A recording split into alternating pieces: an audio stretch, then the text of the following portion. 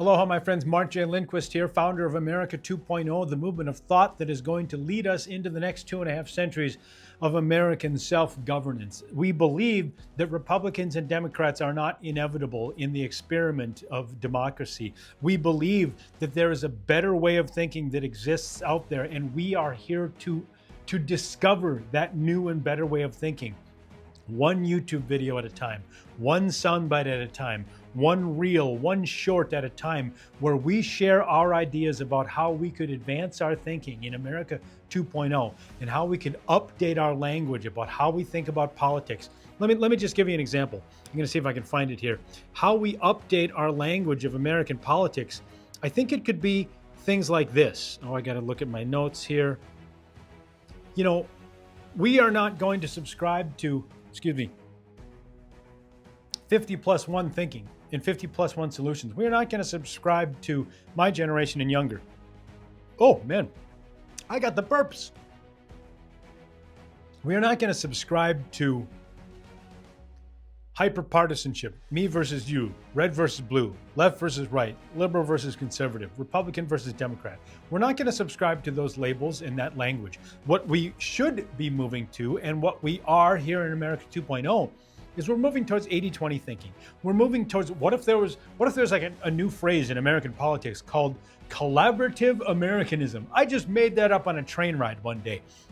Collaborative Americanism. What if we made it cool to be collaborative with people when we talked about politics? What if we became an anti-ideology block of voters? What if we, the people, we citizens, decided that this ideological framework that we all adhere to and that Republicans and Democrats are all about, what if we became anti-ideology? What if we became anti-partisans? What if that was a new phrase that really caught fire, that this generation said, you know what, we're anti-partisans. We don't want to be partisan. We don't want this, your parents' version of politics. What if we were a pro-consensus voter? What if we voted for people who built consensus and found the 80% solution that they presented to the people? MDF, a new acronym. Government loves acronyms. Here's one for you. MDF, modern day founder. We need modern day founders in America 2.0. People who will take up the responsibility to establish the new way of thinking in the modern era that will be the framework of thought that we, the people, use to think about politics and rationalize the solutions and categorize the solutions that we come up with in the next 250 years of this experiment in democracy. What if it was NGV, next generation voter? What if that was the kind of voter that you were going to vote based on the next generation? If you vote Republican and Democrat, that's the old generation. You're voting for the past. What we want to vote for is for the next generation, for our grandchildren and our great-grandchildren to have something that they can be the world that still exists, that the United States of America still exists. What if 50-50 thinking, which is what Republicans and Democrats present you with, that's all they think about, that's all the better that they can come, that's the best they can come up with, all right? 50-50 thinking. What if we labeled that now as old-timer thinking, as ancient thinking, as archaic thinking? See, this is the new language that we bring in America 2.0, and labeling these old failed frameworks of thought that are brought to you by Republicans and Democrats, that we would then, this generation, decide to belittle that way of thinking. Because come on, if you try to come up with the most efficacious, is that the right word, efficacious? The best way to think about politics, to keep the country united and come up with solutions for us all, that we would build government of, by, and for the people. If you challenge yourself to come up with that way of thinking, you would not come up with the way that Republicans and Democrats think. You would not come up with 50-50 thinking. You would not come up with the idea that 50 plus 1 is a victory. You would come up with thinking that says, we got to be able to come up with a solution that 80% of us believe in, right? You've been led by leaders at companies, at work, in the military, at your job, at church, in your volunteer organization. You have been, this is water, by the way, this is water, flavored water. you would come up with a better way of thinking than what Republicans and Democrats have failed us with. And I think that we should label their thinking as crappy, old, busted, broke down, failed, unimaginative thinking. What if we had a phrase called, I don't know, I just rattling off a bunch here, brothers keeper politics, agreements first thinker, AASP, right? No longer AARP, but let's go AASP, agreements as starting point, right? I mean, wouldn't it be great if that every conversation about politics, if every town hall that we had, every Zoom meeting that we met with, online with America 2.0, that we had AASP thinking, that we are going to find agreements and make that our starting point, and then we are going to build upon those yeses, and eventually, after enough yeses and enough ladder building together and enough collaboration on the yeses and the agreements as a starting point, then maybe we can tackle something that's a little bit more contentious. That thus far, that's all it is. When it comes to the 50-50 issues and the contentious issues of the day, I can think of gun control and abortion and women's rights, gay rights. I can think of immigration, taxation, size of the government, any number of issues that so far it's 50-50 if you poll the people. It's just that so far we have not come up with the solution that's better than 50+1. There is absolutely a solution that we can all agree upon with all of those issues. We've just never challenged ourselves to do it. That's what I believe. I believe that if we were to come up with a system that asked for the best available ideas, government doesn't ask for the best available ideas. They subscribe to old ideas they know work. We can build secure survey data with the encryption and I have no idea how this stuff works, blockchain and whatever. But there are absolutely ways to develop secure polling where in real time, the exercise of participating in government as a responsible citizen could happen from your smartphone, and our leaders could get real-time polling data about issues of the day in real time. But the powers that be don't want that. They don't want that because that would endanger their stranglehold on their version of politics, which has to end. In a modern era with these smartphones, we have to end an era where we are, oh my God, go to Washington, D.C. I've been there so many times, where you go and you sit in a hearing, you go and sit in a room. They're adults, they're reading to nobody. There's nobody in the room. They're reading a piece of paper to nobody. First of all, that's stupid. Number two, they're adults that read to each other. Are you kidding me? Is that how our leaders are spending their time? I mean, if you walked around Washington on Capitol Hill and then watched these people work, I mean, I sat in Seth Moulton's office and 8-10 staffers were sitting there playing paper football. I mean, these people are not working on behalf of the people. They're dicking around. They're so inefficient. They only work Tuesday through Thursday. They all need to be fired. And we need to put people in there who take this job seriously and understand that the institutions of government are so poorly run and you're allowing them to stay that way. If the American people have seen what I've seen inside their offices, talking to their staffers, the way they treat people, the way they solve problems, the way they sort data, you would be as pissed as I am too, because it's an embarrassment. The archaic institutions that we have allowed to persist in our US government.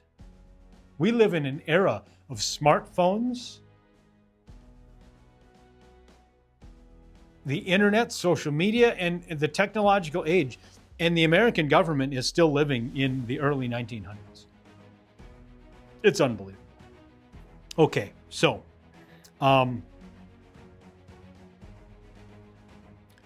I think the remainder of my time here on this video,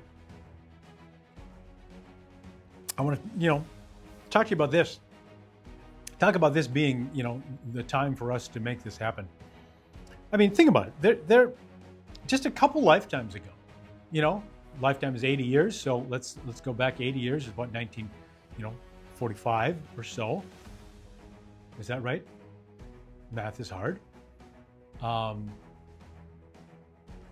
Before that would be 1860. Before that would be George Washington's time, right? So a few lifetimes ago. You had to distribute pamphlets to get the word out. Did you realize a few lifetimes ago in the late 1700s in colonial America that if there was a room full of 10 random colonists, half of them couldn't even read? And the 5 that could read, three and a half of them were white men, and 1.5, 2 of them were white women. Like, people couldn't read.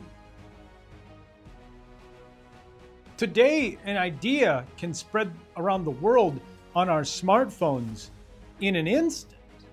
You can video chat with your fellow American. We can gather. So I guess my point is, we the people have never been more powerful than we are right now. We the people have never had more tools. What if Thomas Jefferson, John Jay, James Madison, Thomas Paine, Alexander Hamilton, what if they all showed up at your doorstep today and you told them about smartphones, the internet, Wi-Fi, social media, online payment processing systems, secure messaging apps? What if you told them about all that stuff? And then you told them about the state of American politics today. Wouldn't they say to themselves, or wouldn't they say to you, what are you doing, man?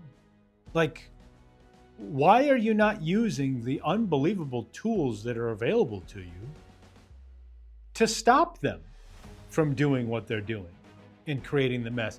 Look at the tools that you have to gather and assemble. Use freedom of assembly.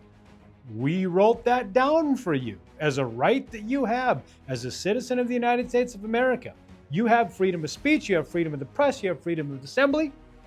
And you could use the tools of communication that are available to you for something that's more worth it than cat videos. You could do it. And I think that they would be so disappointed in us if they showed up at dinner with a frog in boiling water. We don't realize how good we have it. We don't realize what's happening around us that is going to kill us all, that is going to be the demise of the United States of America. There's going to be the downfall of the longest standing democracy on planet Earth, because there are people who want to control everybody. There are people who want to be dictators and monarchs and czars and rulers and kings and queens. Those people still exist. Are you that naive? Not you. Are we that naive to think that the world isn't filled with people who want to rule everything? And I'm not talking about any particular person right now on planet Earth. I'm talking right now about the fact that those people still exist, and they will exist for the next 250 years. And if we don't get our act together and build better systems of communication and self-governance and self-organization, organizing ourselves into Republicans and Democrats is not working. Let's organize ourselves in a more intelligent way. Let's communicate with one another and all get on the same page, rowing in the same boat, in the same direction toward a better and brighter American future. This mess of neighbor pitted against neighbor is not the American promise that I have believed in my whole life. I'll leave you with this thought. I think anytime that you really think about what it is to be a responsible citizen, well, I mean, I'll put it this way. I won't say that anytime you do it. I'll just say this time. Let's think about this time in our lives. If we were to think about what it is to be a responsible citizen of the United States of America, And I define responsible as responsible to the unborn millions. Or I think Washington said the millions yet unborn. And who's that? It's our great-great-great-grandchildren. Right? It's the people that haven't even been born to be citizens of the United States of America. There's only 4% of the world that gets to call themselves American citizens. How lucky are you? The rest of the world envies America. Yeah, they might make fun of us because we're crazy. But most of the world envies being American. You're so lucky. And your great-great-great-grandchildren, hopefully, will be American citizens. If at a pivotal moment in our nation's history exists right now, if you do not think so, wake up. It's the dawn of the technological age. And any time that people who wish to rule others can find an advantage, they will.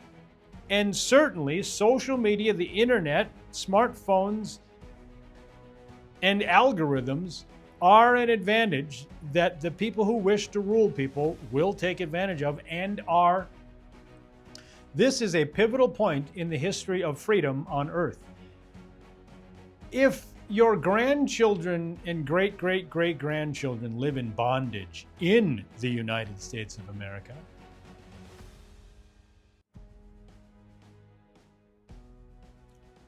what would you say to them about why you didn't do anything?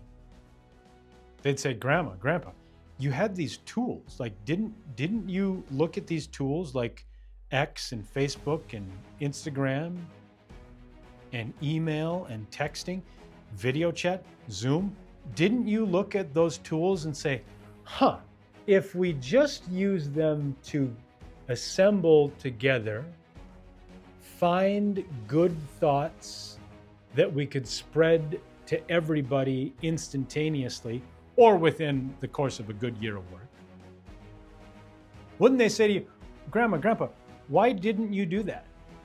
Why didn't somebody think of that and say, let's use these tools for everybody in society to get on the same page and fire all these idiots in Washington who are doing such a bad job?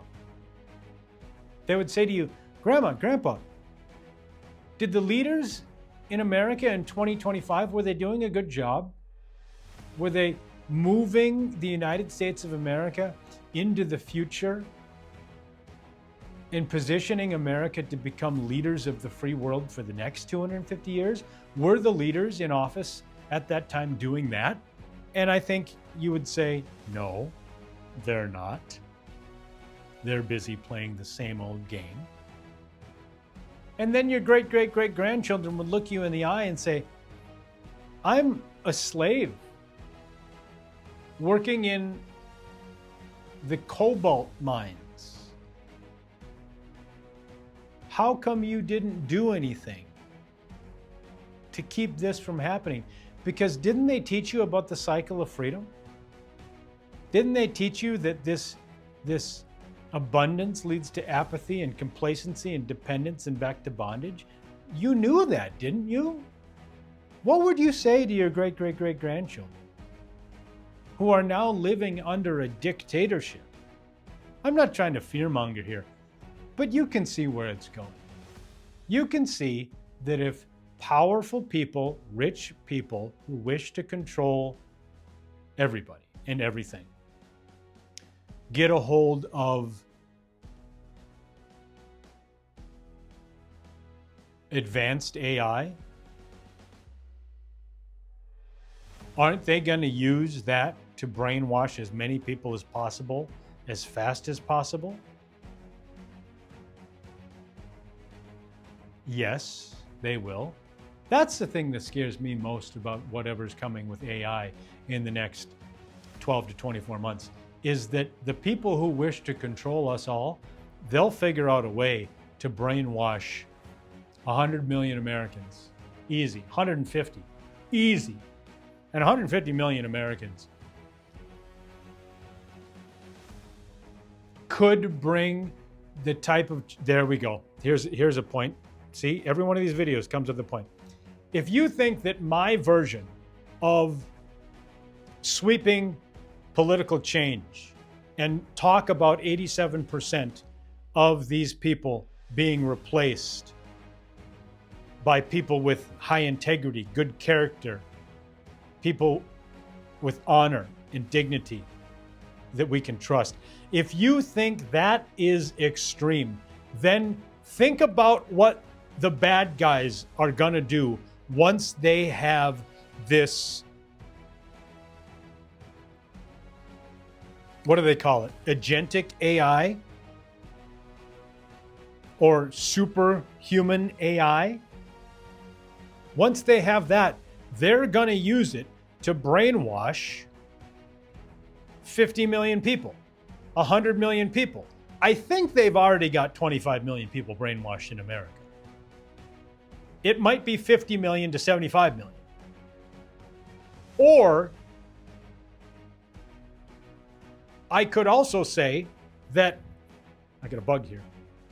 I could also say that 140, 150 million people have already been brainwashed to think that Republican and Democrat is the only way that we can think about politics in America. Yeah, we've all been brainwashed to believe that. But if you think that what I'm talking about is wild and crazy, then rest assured, mark this down, save this video. The bad guys will use this superhuman AI to brainwash as many people as they can. 75 million, 100 million. If they get 100 million people to be brainwashed in America, or 150 million people, heaven forbid, then we will lose control of the government, because those people will vote for dictatorship. And we won't be able to do anything about it, because you cannot reverse brainwashing. Once someone has been brainwashed by dictators, rulers, and people who want to be all powerful, you cannot get them back. They are like ruined human beings. You think my version of this is crazy? Then get used to bad guys on Earth brainwashing their entire society, and we lose freedom on Earth for a generation or a lifetime. Holy friggin' A.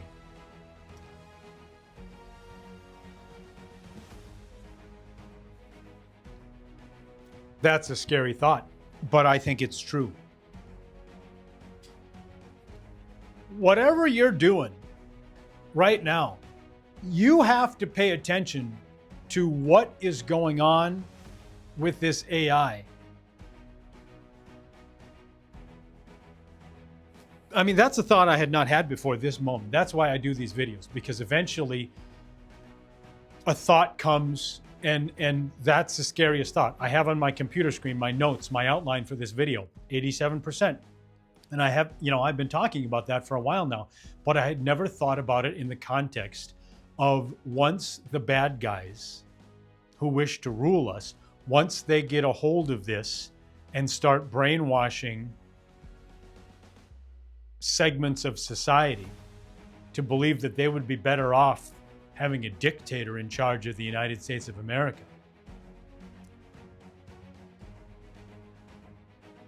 There comes a point with sheer numbers, and it's somewhere north of somewhere north of 120 million. Which means they've only got 50 million to go, let's say. It's somewhere north of 120 million where you won't be able to get the government back. You won't be able to get the government to stay free.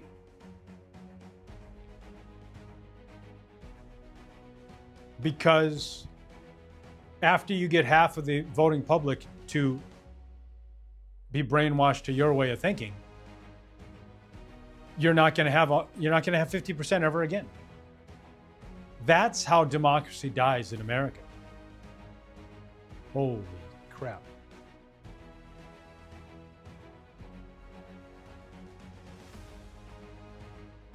This is more urgent than even I thought. When they start talking about superhuman technology that's smarter than any human on earth, they're going to use it to brainwash people to vote how they want.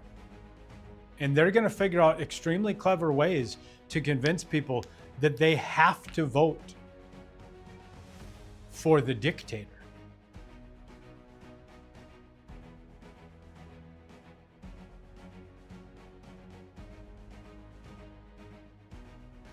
So we, the people, have to beat them to this.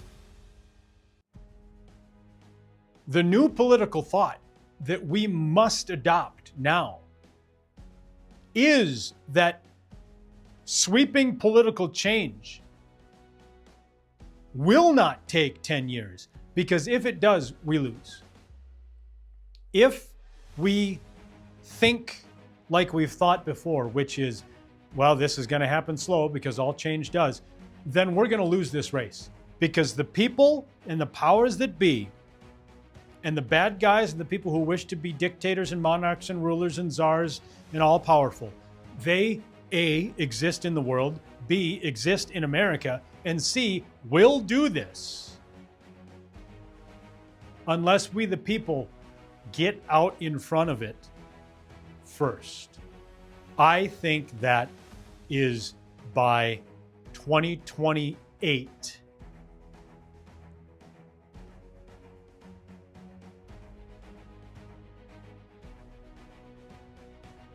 We have to get this done.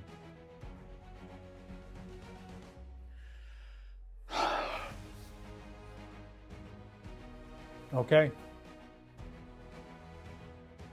Then that is what I'm going to be talking about from now on. I knew there was a reason why I kept coming back to America 2.0. I think it's this. Look at what is happening in Russia. Their people have been so brainwashed as to believe that it's okay to take over Ukraine, the free world. I'm recording this in Ukraine. This is the free world. And if you brainwash an entire society, what is Russia? Is it like 140 million people or something? Is that how big Russia is? Population of Russia. Ugh, I hate even saying the word. Yeah, 143 million people. They brainwashed 143 million of them. Or maybe 130, I don't know. But enough to allow this craziness, where there were air raids last night all over Ukraine. Dozens of people in the capital of freedom, Kyiv, Ukraine. Dozens of people were injured by missiles and bombs and drones sent by Russia. That country has been brainwashed. You can't tell me that that can't happen to America.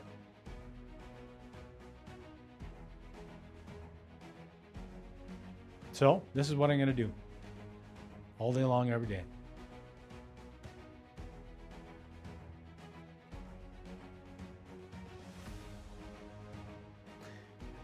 It's pretty serious.